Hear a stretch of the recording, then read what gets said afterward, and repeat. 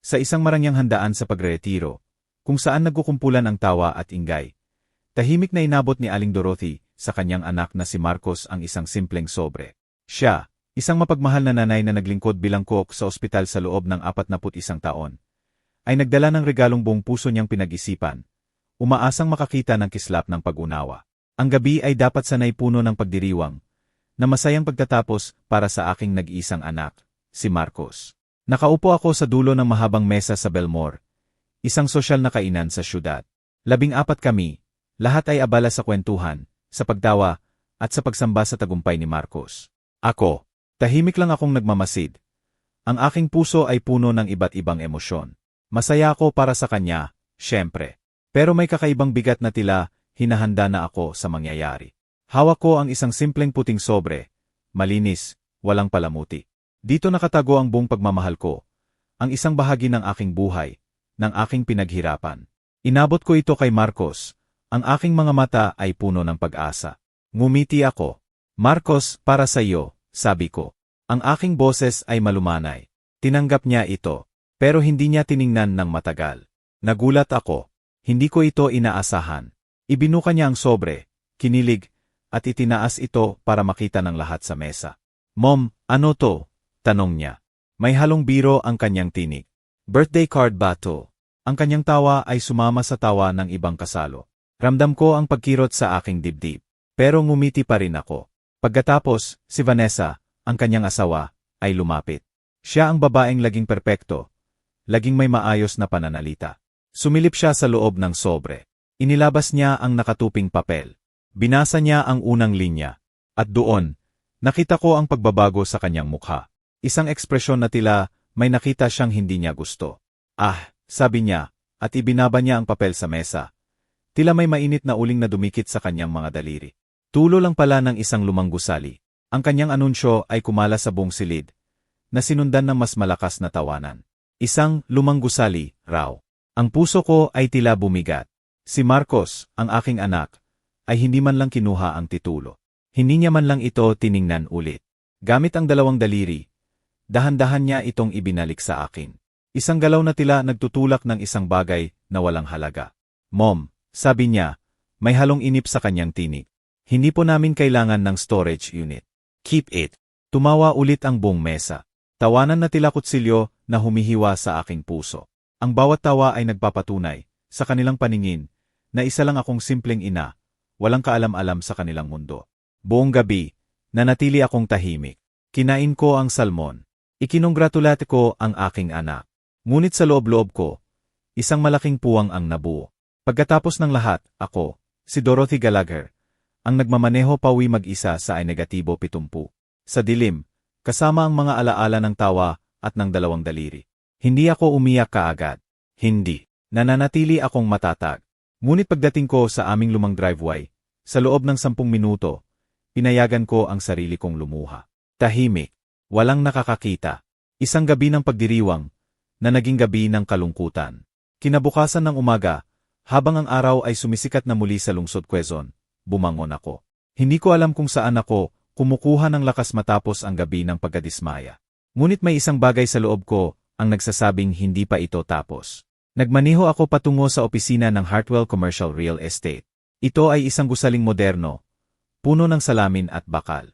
Nakarating ako doon. Ang bawat hakbang ko ay matatag, puno ng isang desisyong buo na. Parang kahapon lang, pakiramdam ko ay bali-baliko ang aking mundo. Ngayon, may direksyon na ako. Pumasok ako sa loob. Tahimik ang opisina. Nakita ko si Ms. Elena Santos, ang aking portfolio manager sa loob ng 11 taon. Kilalang-kilala na niya ako. Kilala niya ang bawat ari-arian ko, ang bawat desisyon ko. Siguro, kilala niya rin ang bawat tahimik na pangarap ko. Umupo ako sa kanyang tapat. Tiningnan niya ako. Ang kanyang mga mata ay puno ng pagtataka at pag-aalala. Aling Dorothy, wika niya. Ang kanyang tinig ay mahina, halos bulong. Napakasigla ninyo ngayon. Ngunit, sigurado po ba kayo sa desisyon ninyo? May kakaibang kaba sa kanyang boses. Alam niya kung gaano kahalaga ang mga bagay na pinag-uusapan namin. Tumango ako. Isang matatag na tango. Opo, Ms. Elena. Siguradong sigurado po ako. Hindi ako nag-alinlangan. Hindi ako nagdalawang isip. Ang gabi ng pagtanggi ay nagbigay sa akin ng kalinawan. Ang pagtanggi ni Marcos, ang tawanan ng kanilang mga kasama, ang mga salitang lumang gusali, lahat ng iyon ay nagpapakita sa akin ng isang bagay na mahalaga. Ang halaga ng isang bagay ay hindi nakasalalay sa kung paano ito nakikita ng iba, kundi sa kung ano ang tunay nitong saysay. Ang desisyong iyon, na aking binitawan, ay hindi lamang isang simpleng transaksyon. Ito ay isang pahayag. Isang pahayag ng pagpapahalaga sa sarili, ng dignidad. Isang pahayag na may mga bagay na mas mahalaga kaysa sa pera. Mas mahalaga kaysa sa pagkilala ng lipunan. Kayo, mga minamahal kong kaibigan, naranasan nyo na ba iyon?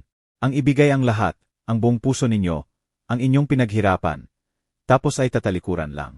Ang ibigay ang isang bagay na mahalaga, at titingnan lang nila ng may paghamak. Napakasakit, di po ba? Ramdam ko iyon. At naniniwala ako na marami sa inyo ang makakaugnay sa aking nararamdaman. Ako po si Dorothy Gallagher, 63 taong gulang. At ito ang simula ng aking kwento.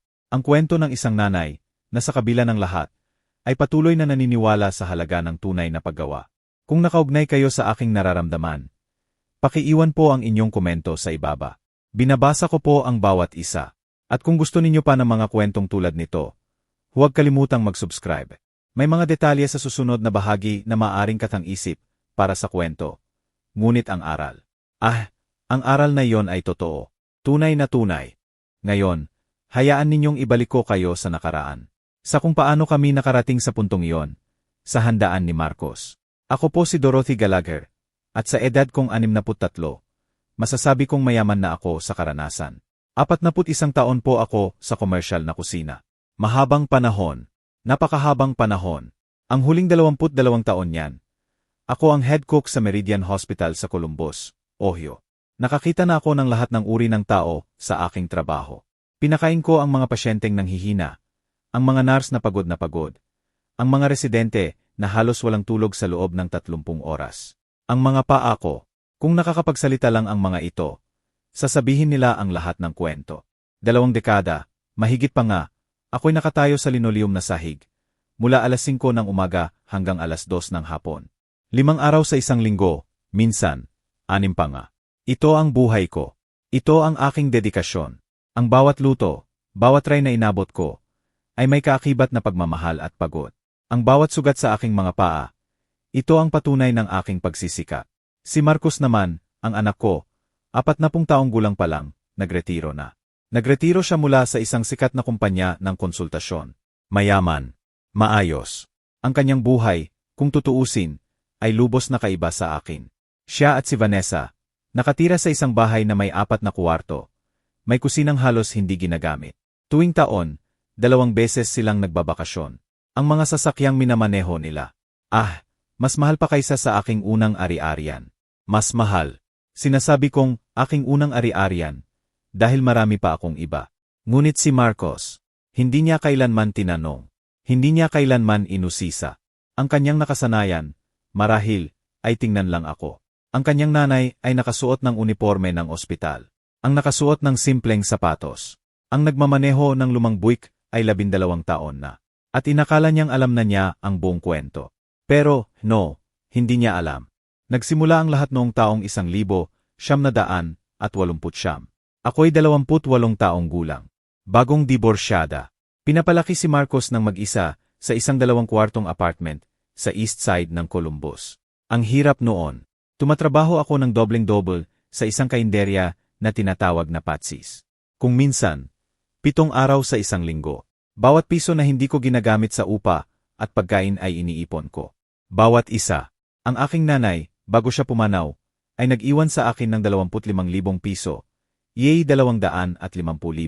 Hindi maliit na halaga iyon, lalo na noon. Ang lahat ng aking kakilala ay sinabihan ako, Dorothy, ilagay mo yan sa bangko, para safe. Ngunit ang aking landlord noon, isang tahimik na ginoo na nagngangalang Harold Briggs, ay may ibang sinabi. Ang kanyang mga salita ay tila bumulong sa aking kaluluwa. Dorothy, wika niya. Ang kanyang boses ay kalmado ngunit puno ng karunungan. Ang pera sa savings account, lumiliit lang yan. Ang tanging ginagawa niyan ay ang magpaikli. Bumili ka ng totoong bagay. Totoong bagay. Ang mga salitang iyon ang nagbabago sa aking pananaw. Ang nagbigay sa akin ng tapang na sumugal. Sumugal sa aking sarili. Hindi ko palubos na naiintindihan noon kung ano ang ibig sabihin ng totoong bagay. Pero pinaniwalaan ko siya. At iyon, mga kababayan, iyon ang naging simula ng lahat. Ang simula ng aking lihim na pundasyon. Ang payo ni Ginoong Harold Briggs, ang aking landlord, ay nanatili sa aking isip. Bumili ka ng totoong bagay. At iyon ang ginawa ko. Binili ko ang aking unang ari-arian. Isang duplex sa Clement Street. Ang halaga, mahigit 2 milyong piso. 2 milyon. Hindi ko makakalimutan ang petsa. Nilagay ko ang aking 25,000 piso. 250,000 bilang down payment. Ang pera mula sa aking ina. Ang pundasyon. Ako mismo ang nag-ayos ng tubo. Walang pambayad sa tubero noon. Kaya, kumuha ako ng libro mula sa library. Isang libro tungkol sa pag-aayos ng tubo. 3 katapusan ng linggo, nagpawis ako, nag-aral, at nagawa ko. Sariling sikap. Pinaupahan ko ang 2 unit sa mga single mothers na nagtatrabaho rin ng kasing hirap ko. Ang kita sa upa. Sapat para bayaran ang aking mortgage at may sobra pa akong halos 4,000 piso. 4,000 bawat buwan. Maliit na halaga, pero malaking tulong.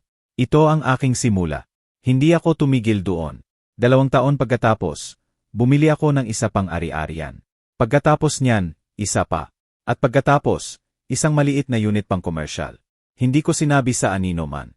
Wala pa akong dapat sabihin. Isa lang akong kusinera mula sa East Side. Gumagawa ng tahimik na mga desisyon. Mga desisyong hindi pa makikita ang bunga sa mahabang panahon. Naisip ko, hindi pa ito ang oras. Si Marcos ay lumaki na nakikita akong nagbibilang ng coupons. Lumaki siya sa paniniwalang mahirap kami. Hinayaan ko siyang isipin iyon. Bakit? Dahil gusto kong matuto siyang magtrabaho. Gusto kong maintindihan niya na ang isang sahod, ang isang kita, ay pinaghihirapan. Sa pawis, sa oras. Hindi lang ito basta dumadating dahil mayaman ang nanay mo. O dahil may LLC siya na nakarehistro kung saan-saan. Ngunit sa pagbabalik tanaw, alam kong nagkamali ako. Hindi sa pagiging tahimik, kundi sa pagiging tahimik ng masyadong matagal. Lumampas na sa punto kung saan niya ito matututunan. Napakalayo na nang lumipas. 8 taon na ang nakalilipas nang dumating si Vanessa sa buhay ni Marcos. Hindi siya masamang babae. Hindi. Siya lang ang tipo ng babae na maaga pa lang ay buo na ang desisyon kung ano ang dapat maging hitsura ng buhay niya. Ang kanyang mga magulang ay komportable. Siya ay nag-asawa ng komportable. At inaasahan niyang ang salitang komportable ang laging maglalaawan sa kanyang buhay.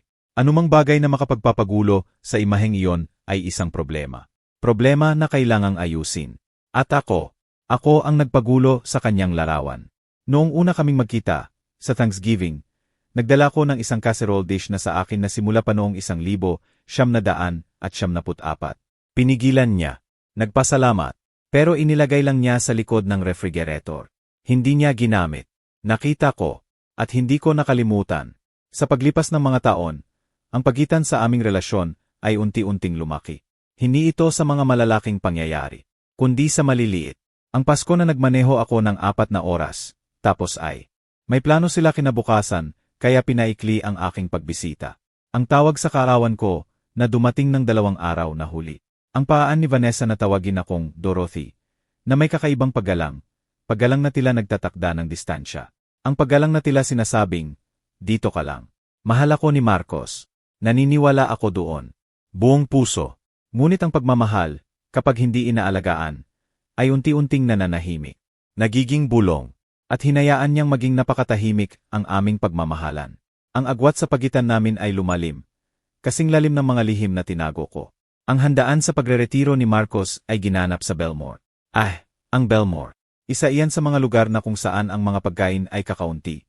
Pino, halos kasing liit ng bawat kurot sa aking puso. Ang ilaw ay madali, may kakaibang lambot. Ang bawat isa doon ay nagsasalita ng pabulong.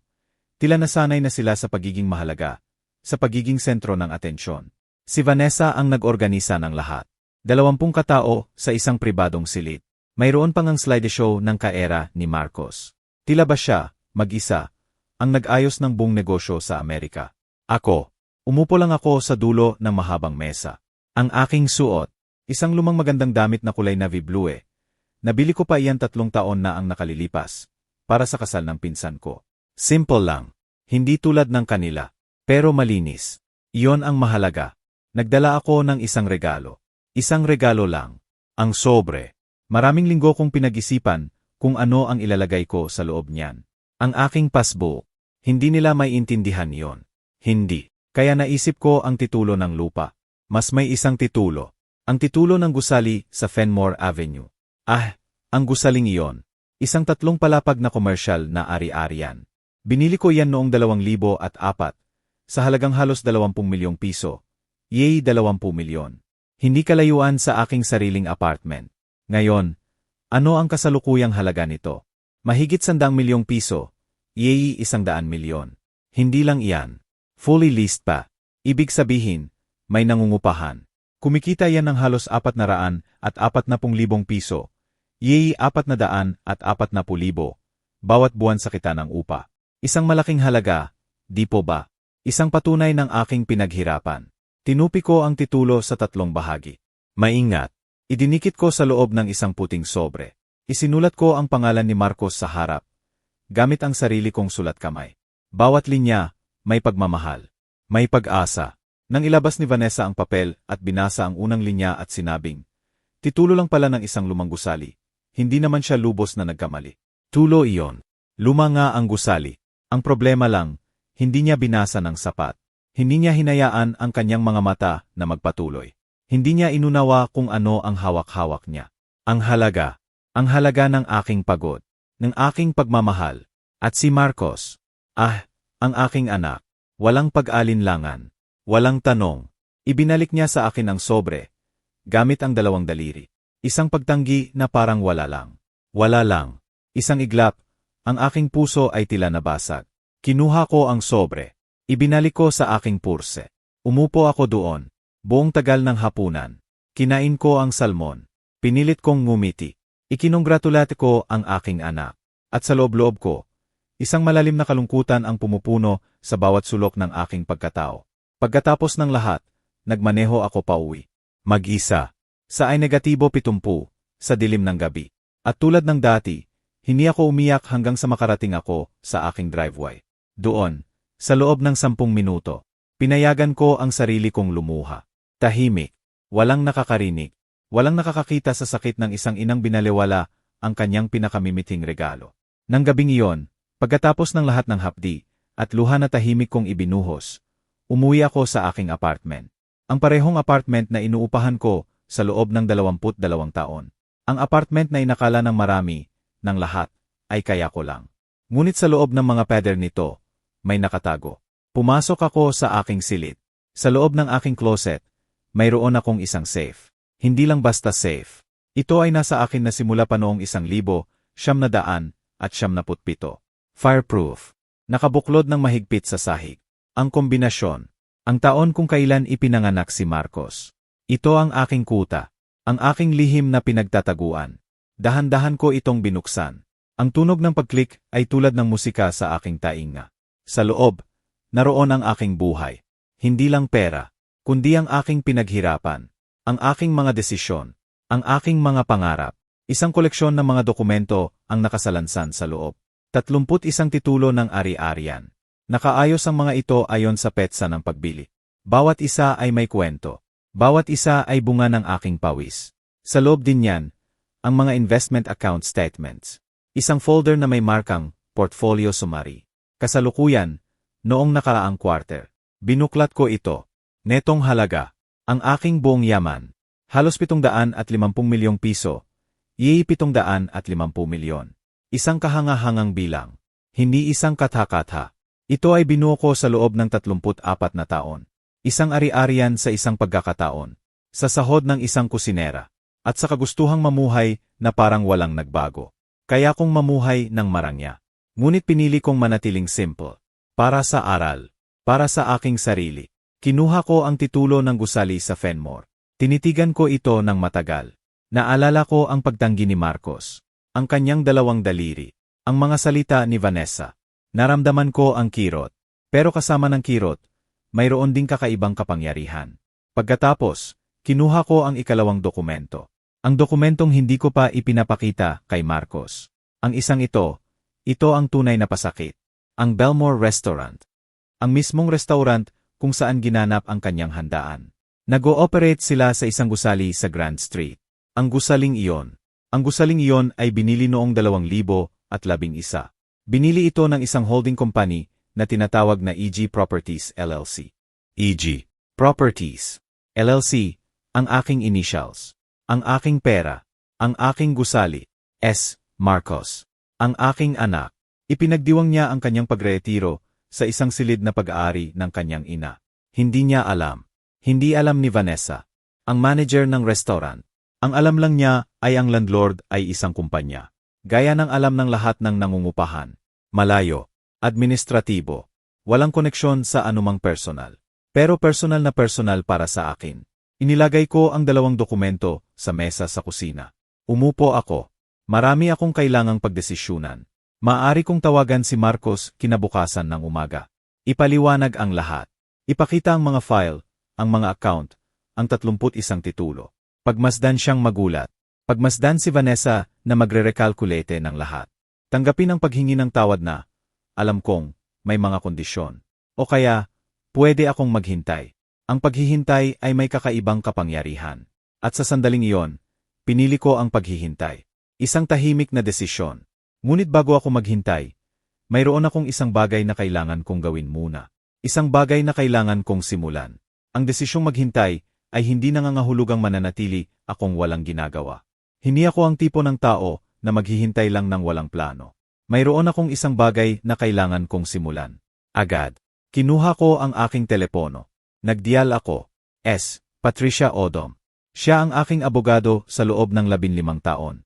Isang matalinong babae. Dating a public defender. Walang pasensya sa mga walang kabuluhang bagay. Mahal ko ang ugali niya. Sagot niya sa 2 ring. Ibig sabihin, gising pa siya. Nagtatrabaho pa. Hindi ako nagulat. Aling Dorothy, lampas 10:00 na. Ang kanyang tinig ay kalmado. Alam ko, Patricia, sagot ko. Kailangan kong baguhin ang mga dokumento ng aking estate. Nagkaroon ng sandaling katahimikan sa kabilang linya. Naririnig ko ang tunog ng pagtaype niya. Gaano ka-significant ang pagbabago? Tanong niya. Ang buong larawan, sabi ko. Gusto kong madokumento ang lahat. At gusto kong tanggalin ang titulo ng Fenmore sa listahan ng mga regalo. Isa pang paghinto. Permanente bang tatanggalin o ililipat sa iba? Ang kanyang tanong ay tumpak. Alam niya kung gaano kahalaga ang mga bagay na ito. Inisip ko ang 2 daliri ni Marcos na itinutulak ang sobre pabalik sa mesa. Ang aking puso ay muling kumirot. Ililipat, sabi ko. Sasabihin ko sa iyo kung kanino kapag nalaman ko na. Sige, pumunta ka sa opisina sa Huwebes. Isa pa, Patricia, dagdag ko. Kailangan kong ipaimbestiga mo ang isang kumpanya para sa akin. Kingsley Vance Consulting. Diyan nagtrabaho si Marcos bago siya magretiro. Ano ang hinahanap mo? Tanong niya, walang pagdududa.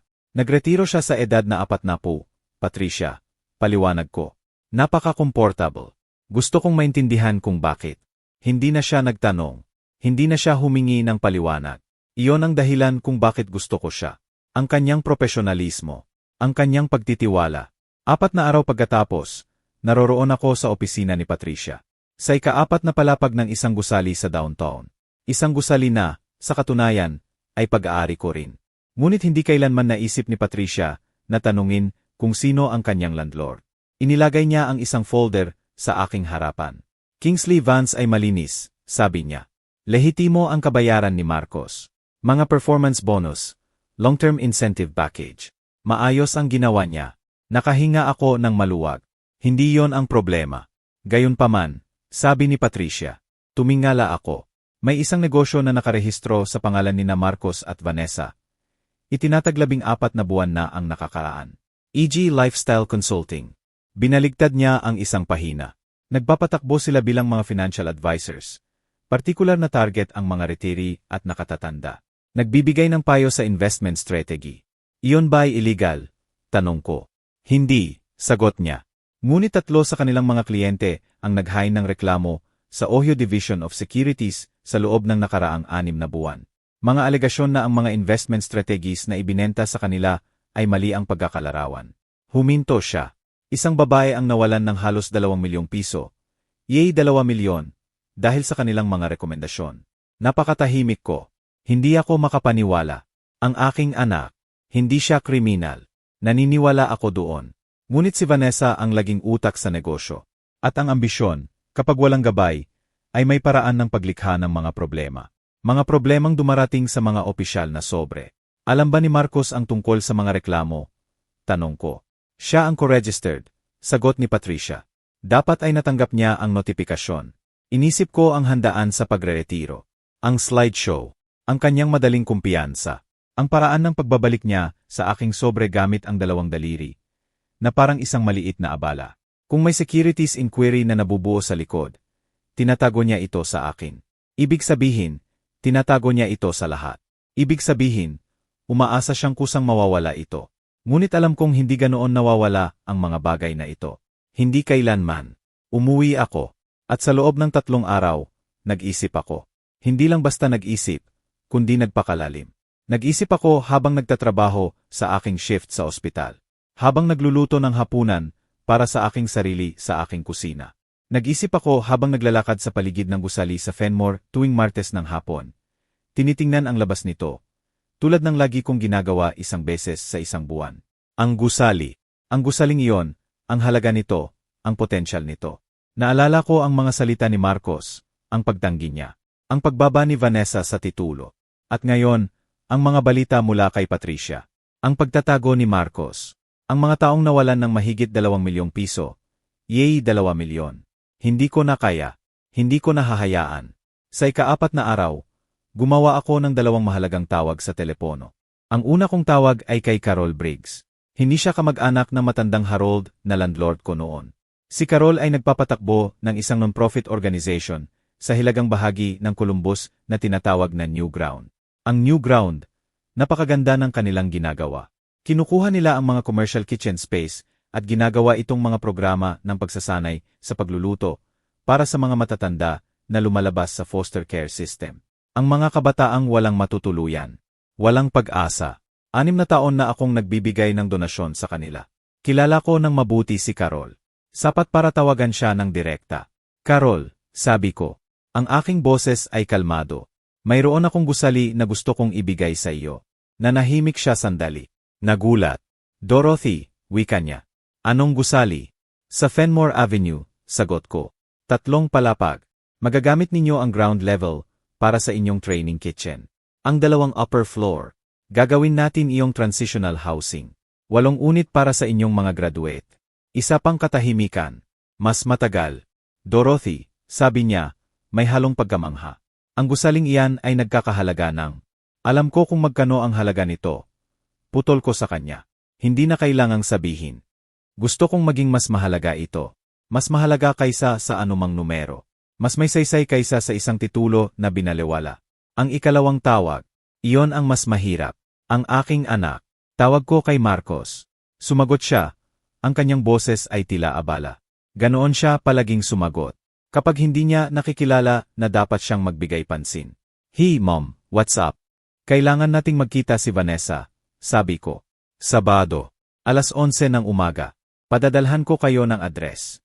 Hindi ako humingi ng pabor. Isa itong utos. Okay lang po ba?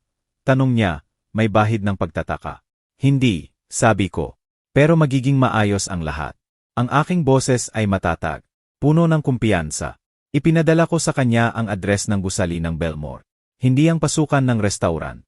Hindi. Kundi ang pasukan ng building management sa gilid ng kalye. Kung saan may nakakabit na plakang tanso sa pinto.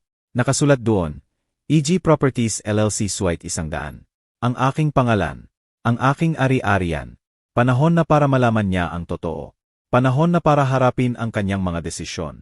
Nakarating ako sa gusali ng Belmore noong Sabado. 10:40 ng umaga. Ang building manager ko, si Robert, isang matapat na lalaki na 9 na taon nang nagtatrabaho para sa akin, ay naroon na. Binuksan niya ang management suite at inayos ang 3 silya.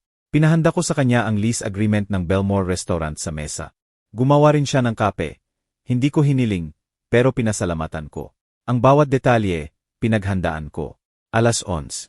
Isang sasakyan ang huminto sa labas. Lumabas si Marcos at Vanessa. Nakasuot sila na tila papunta sa brunch. Vanessa, may camel coat. Si Marcos, may plansadong shirt. Nilibot nila ang tingin sa plakang tanso sa pinto. EG Properties LLC, Suite 100. Tiningnan nila ang isa't isa. Mga matay puno ng pagtataka. Binuksan ko ang pinto mula sa loob, bago pa man sila makakatok. Pasok kayo, sabi ko. Pumasok si Marcos. Tiningnan niya ang suite. Simple lang. Professional. Isang mesa. Mga file cabinet. Ang pangalan ko, sa isang naka-frame na dokumento ng insurance, sa dingding. Nakita niya ang list sa mesa. Tumingin siya sa akin. Mom, ano to? Ang kanyang boses ay puno pa rin ng pagtataka. Umupo kayo, pakiusap, sabi ko. Dahan-dahang umupo si Vanessa. Si Marcos ay nanatiling nakatayo sandali, bago tuluyang umupo. Ang tensyon sa pagitan namin ay bumalot sa buong silid. Ang gusali kung saan ginanap ang inyong retirement party, sabi ko. Ang aking tinig ay kalmado at matatag. Pag-aari ko iyan. Sa akin na iyan simula pa noong 2011. Binili ko iyan sa pamamagitan ng aking holding company, ang EG Properties. Idinulog ko ang mga dokumento ng pagmamay-ari sa mesa. Ang Belmore ay nangungupahan lang sa akin sa loob ng 12 taon. Nakatingin lang si Marcos sa mga papeles. Hindi niya hinawakan. Hindi niya kayang hawakan. Ang titulo na ibinigay ko sa iyo sa handaan. Patuloy ko. Ang bawat salita ay may bigat. Para yon sa isa pang gusali. Sa Fenmore Avenue. Binili ko iyan noong 2004.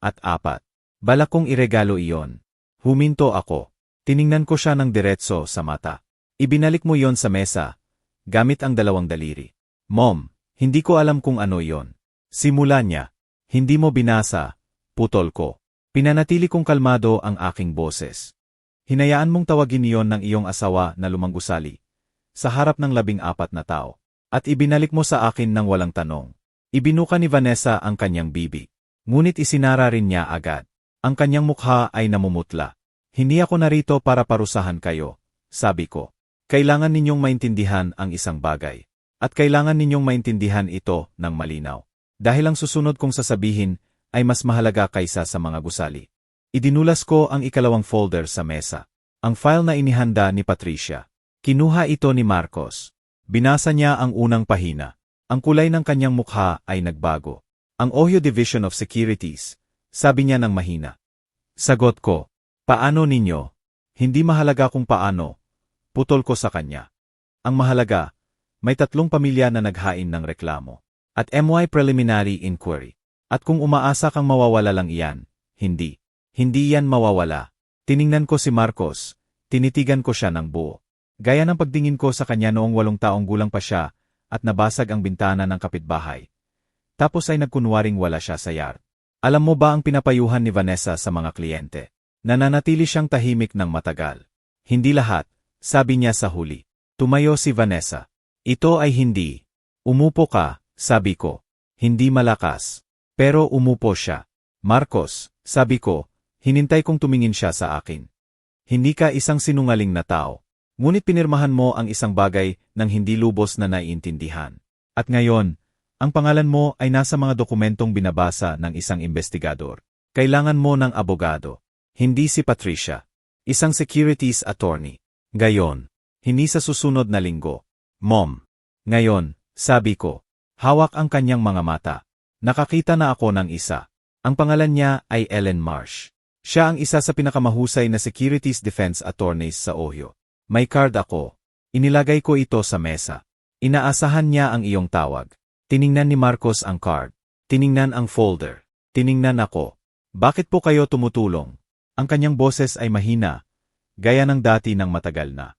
Nawala ang kanyang kumpiyansa sa brunch. Pagkatapos ng handaan, pagkatapos ng ginawa namin, inisip ko kung ano ang sasabihin. Ang sobre ay dumulas pabalik sa mesa. Ang titulo lang pala ng isang lumanggusali. Ang 41 taon ng alas 5 ng umaga. Ang mga sahig ay linoleum. Ang paraan ng pakikipag-usap ng mga tao sa babaeng nag-abot sa kanila ng kanilang tray, na parang bahagi lang siya ng muebles. Dahil ikaw ang aking anak, sabi ko. At dahil gugugulin mo ang nalalabi mong buhay sa pag-unawa na halos nagkamali ka ng napakalaki. At mas gusto kong matutunan mo iyan ngayon, na may tulong, kaysa sa mamaya na wala na ako. Umiyak si Vanessa. Tahimik. Sa kanyang kredito. Hindi siya ang tipo ng babae na umiiyak ng malakas. Ang gusali sa Fenmore, sabi ko. Hindi na available para sa inyo bilang regalo. Idinonat ko na ito sa Newground. Isang non-profit na nagsasanay sa mga kabataang lumalabas sa foster care system. Magtatayo sila ng programa sa pagluluto doon at 8 unit ng transitional housing. Tiningnan ko si Marcos. Mga taong halos wala ay nagtatayo ng isang bagay mula sa wala. Gaya ng ginawa ko. Ibinaba ni Marcos ang kanyang mukha sa kanyang mga kamay. Nananatili kami sa katahimikan sandali. Sa labas, nagpatuloy ang Sabado ng Columbus. Sa isang lugar sa kabilang kanto, isang delivery truck ang nakahinto sa ilaw. May itatanong po ako, sabi ni Marcos sa huli. Ang kanyang mga kamay ay nakababa na. Tinitingnan niya ang mesa. Sage. Ang ii-750 milyon. Huminto siya. Nakita niya ang portfolio summary na iniwan ni Patricia na nakikita sa folder. Hindi ko ito sinubukang itago. Magkano po? Halos 750 milyong piso. Yee 750 milyon, sabi ko. Noong nakaraang quarter, ipinikit niya ang kanyang mga mata. At nagtatrabaho po kayo sa ospital. Bakit? Ang kanyang boses ay tila nabasag. Mom, bakit pa po kayo patuloy na nagtatrabaho kung? Dahil ito ang ginagawa ko, sabi ko. Dahil kailangan ng mga pasyente na kumain. Dahil ang trabaho ang laging punto. Hindi ang balanse ng account. Huminto ako. Akala ko ay nagpapakita ako sa iyo ng isang bagay. Akala ko, kung mamuhay ako ng parehong paraan, maintindihan mo na ang pera ay hindi nagbabago sa kung ano ang mahalaga. Ngunit masyado akong naghintay upang sabihin ito ng malakas. Iyon ang aking pagkakamali. Pinunasan ni Vanessa ang kanyang mukha ng maingat.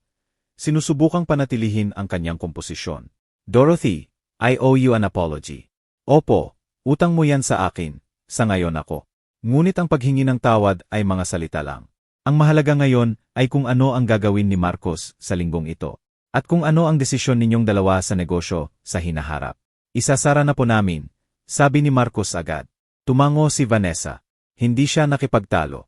Anumang nagbago sa silid ay ganap na nagbago. Tumayo ako. Hinihintay na ni Robert na isara ang swipe. Tawagan ninyo si Ellen Marsh ngayon, sabi ko. Sabihin ninyo ang buong katotohanan. Huwag ninyong baguhin ang anumang bagay. Mapoprotektahan niya lang kayo kung alam niya ang lahat. Tumayo si Marcos. Sandali, mukha siyang 12 taong gulang na dati nakaupo sa mesa sa kusina habang nagluluto ako pagkatapos ng double shift. Nakatingin lang sa akin. Walang sinasabi. Naroroon lang. Isang matamis na bata siya. Isang tunay na matamis na bata. Hindi ko alam kung kailan nagsimulang magkaroon ng presyo ang pagiging matamis. Sa tingin ko, dahan-dahang binago ng mundo ni Vanessa kung ano ang hitsura ng tagumpay, hanggang sa hindi ko na makita ng malinaw ang aking anak sa pamamagitan ng bagong kahulugan. Mom, lumapit siya sa akin. Patawad po, para sa handaan. Hindi ko man lang po binuksan ang sobre. Hindi mo binuksan, sabi ko. Tiningnan ko siya ng matagal. Alam kong nagsisisi ka. Ngayon, ipakita mo sa akin. Iniwan ko sila sa Suaite, kasama ang mga dokumento at ang business card. At ang katahimikan na dumarating matapos ang katotohanan ay lumapag sa isang silid. Lumipas ang 6 na buwan. 6 na buwan na puno ng pagbabago, ng paglilinis, ng pagtatayo. Nakatayo ako sa labas ng isang bagong pinturang pinto. Sa ground floor ng gusali sa Fenmore Avenue. Sa itaas ng pinto, isang karatula. New Ground Culinary Institute Columbus. Napakagandang tingnan. Si Carol Briggs ay nakatayo sa tabi ko. Hawak ang isang laso. Isang maliit na pulutong ang nagtipon. Mga estudyante mula sa unang cohort, mga staff, ilang miyembro ng board, isang reporter mula sa Columbus Dispatch. Si Carol ay nagbigay ng maikling talumpati tungkol sa ikalawang pagkakataon at sa dignidad ng paggawa. Isang talumpati na puno ng pag-asa. Hindi ako nagtalumpati. Ako, tumulong lang akong gupitin ang laso at lumayo. Sa itaas, ang unang 4 na unit ng tirahan ay handa na. 4 na kabataan na nagtapos sa programa ang lilipat ngayong katapusan ng linggo. Mga taong lumaki sa foster care at gumugol ng maraming taon nang walang permanenteng tirahan. Isa sa kanila, isang kabataang babae na nagngangalang Deja, ang nagsabi kay Carol na halos 8 buwan siyang natulog sa kanyang sasakyan bago siya nag-enroll. 22 taong gulang pa lang siya. Gusto niyang magbukas ng negosyo sa catering. Naalala ko ang aking sarili, 28 taong gulang. Nakatayo sa isang apartment na halos hindi kasya kami ni Marcos. Isang libro sa plumbing ang nakabukas sa sahig ng kusina. Nagdesisyon akong isugal ang aking 25,000 piso, yay 250,000, sa isang duplex na ayaw ng iba. Iba ang sitwasyon, pero pareho ang punto ng desisyon. Sugal sa sarili. Magtayo ng tunay na bagay. Si Marcos ay naroon din sa ribbon cutting. Mag-isa siyang dumating. Vanessa. Nasa isang meeting kasama ang kanilang securities attorney. Tinatrabaho ang proseso ng pakikipagtulungan sa investigasyon ng Ohio. Kinailangan nito ang 2 buwan at ng mahirap na pag-uusap. Ngunit ang 3 pamilya na naghain ng reklamo ay binayaran na sa pamamagitan ng isang restitution agreement. Walang kaso, isang mahirap na aral na nabayaran ng buo. Tumayo siya sa tabi ko matapos niyang gupitin ang laso. Pinagmamasdan niya ang mga estudyante na gumagalaw sa bagong kitchen space. Mga stainless steel counters, mga industrial ranges, isang walk-in na ininstall ng mga volunteer ni Carol sa loob ng 3 katapusan ng linggo. Ang amoy ng tunay na kusina. Amoy trabaho. Magaling siya, sabi ni Marcos. Pinagmamasdan si Deja na ipinapaliwanag ang isang bagay sa isa pang estudyante. Ang kanyang mga kamay ay gumagalaw, gaya ng ginagawa ng mga kusinero. Sabi ko, natahimik siya sandali. Dumaan po ako sa Patsy's dinner, sabi niya. Kung saan po kayo nagtrabaho bago sa ospital? Tiningnan ko siya. Isinara yon noong 2003. Alam ko po, may tindahan na ng cellphone doon ngayon. Huminto siya. Umupo po ako sa parking lot sandali. Sinusubukang isipin na kayong nagtatrabaho ng double. Hindi ko po may isip noong bata pa ako. Akala ko po, ganoon lang. Ganoon lang po talaga ang mga nanay. Hindi ko po naintindihan kung ano talaga ang ibig sabihin noon. Karamihan sa mga bata, hindi. Dapat po naintindihan ko. Marahil, sabi ko. Pero naiintindihan mo na ngayon. Iyon ang mahalaga. Idinulas niya ang kanyang mga kamay sa kanyang mga bulsa. Isang galaw na ginagawa niya simula pa noong teenager siya. Isang bagay na ginagawa niya kapag nag-iisip siya at ayaw niyang makita na nag-iisip siya. Ang mga dokumento ng estete na in-update po ni Patricia. Sabi niya ng maingat. Hindi niyo po kailangang sabihin sa akin kung ano ang nasa loob. Alam kong hindi ko kailangan. Hindi po ako nagtatanong. Alam ko. Tumango siya. Pinagmamasdan namin si Carol na inaabot kay Deja ang isang set ng susi. Kanyang mga susi. Sa kanyang unit sa 2 palapag. Pwede po ba akong tumulong sa susunod na katapusan ng linggo? Tanong ni Marcos. Nagtatrabaho pa po sila sa upper units. May alam po ako sa drywall. Tiningnan ko siya ng patagilid. Kailan pa? Nanood po ako ng mga video. Halos napangiti ako. Sabado ng umaga, 8:00. Dalhin mo ang sarili mong guwantes. Opo, ma'am. Nakatayo kami roon hanggang sa umunti ang tao. At bumalik ang mga estudyante sa loob. At ang ilaw ng hapon ay naging kulay ng Oktubre sa Ohio. Ginto. Medyo manipis. Tila nagpapaalam na. Ikinandado ni Carol ang harap ng pinto at kumaway sa akin mula sa kabilang kalye. Sa pagmamaneho pa uwi, huminto ako sa ospital. Hindi dahil may schedule ako. Para lang tiningnan ang kitchen staff. Gaya na minsan kong ginagawa sa aking mga day off. Routine, ang tawag nila. Purpose ang tawag ko. Ang evening shift ay nag-set up para sa dinner service. Isang kabataang lalaking nagngangalang Tobias, 3 buwan pa lang sa trabaho, ay nahihirapan sa steam table timing. Pinagmasdan ko siya sandali. Pagkatapos ay lumapit at ipinakita sa kanya ang pagsasaayos. Hindi ko inagaw. Tumayo lang ako sa tabi niya at ipinaliwanag. Nagawa niya sa 2 subok. Paano ninyo po nalaman iyon? Tanong niya. Experience, sabi ko. Ganoon din ang malalaman mo sa loob ng 6 na buwan. Tumango siya ng seryoso. Gaya ng pagtango ng mga kabataang manggagawa kapag nakikinig sila ng totoo. Nagmaneho ako pauwi habang nagsisindi ang mga streetlights. Ang parehong buwik, bagamat bumili ako ng bago 2 taon na ang nakakaraan. Parehong modelo, mas bago lang. May mga gawi na hindi dapat baguhin. Sa loob, binuksan ko ang safe. 31 titulo ng lupa. 30 na lang ngayon. Nawala na ang Fenmore. Nabubuhay na ito sa kanyang mas magandang layunin. Ang portfolio folder ay na-update. Ang numero sa summary sheet ay pareho pa rin sa loob ng ilang buwan. Matatag, matiyaga, gaya ng kung paano lumalaki ang pera kapag dahan-dahang binuo at maingat na hinawakan. May bago akong folder sa tabi nito. May markang Marcos Ellen Marsh. Dokumentasyon ng restitution agreement. Malinis. Tapos, naka-file. Sa tabi nyon, isang maliit na sobre. Sa loob nyon, isang card na nakasulat sa sarili kong sulat kamay. Sinulat ko yon noong gabi ng ribbon cutting at hindi ko pa naipadala. Binasa ko ito ulit. Marcos, ang mga gusali ay maaring palitan. Ikaw, hindi. Bigyang pansin kung ano ang iyong itatayo sa susunod. Siguraduhin mong ito ay isang bagay na mahalaga. Love, Mom.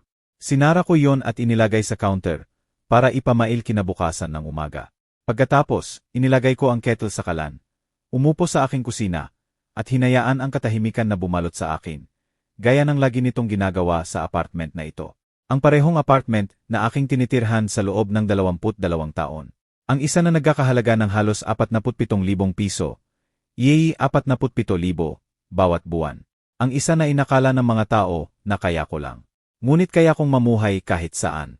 Pinili ko rito dahil nagpapalala ito sa akin ng isang bagay na ayaw kong makalimutan. Hindi lahat ng nag-aabot sa iyo ng tray ay walang laman ang account.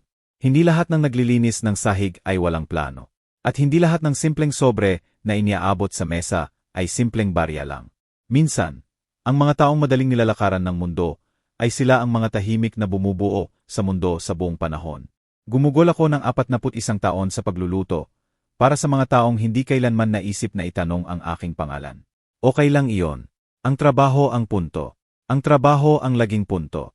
At ang binuo ng trabaho, ang mga gusali, ang non-profit, ang pabahay, ang training kitchen kung saan natutulog ang isang 22 taong gulang na nagngangalang Deja sa isang tunay na kamangayong gabi. Sa unang pagkakataon sa 8 buwan, iyon ang regalo na talagang balak kong ibigay sa simula pa lang. Hindi sa aking anak, hindi sa sinumang kailangang makakita ng numero upang maunawaan ang halaga, kundi sa mga taong alam na ang trabaho mismo ang sagot. Kung nanatili sa inyo ang kwentong ito, gusto kong marinig mula sa inyo sa mga komento. Naranasan na ba ninyong ma-underestimate dahil sa trabaho ninyo? Napanood na ba ninyo ang isang taong ipinagkamali ang inyong pasensya bilang kahinaan? Sabihin ninyo sa akin. At kung may kilala kayong nangangailangan ng paalala na may dignidad ang kanilang paggawa, pakishare po ito. Mag-subscribe sa Crystal Revenge para sa mas marami pang kwento tungkol sa mga ordinaryong tao na tahimik na naging pambihira. Ang ilang detalye sa kwentong ito ay katang-isip para sa layunin ng naratibo. Ngunit ang puso nito, ang bahaging iyo, ay totoo. Salamat sa pagiging narito. Ito ay mas mahalaga kaysa sa alam ninyo.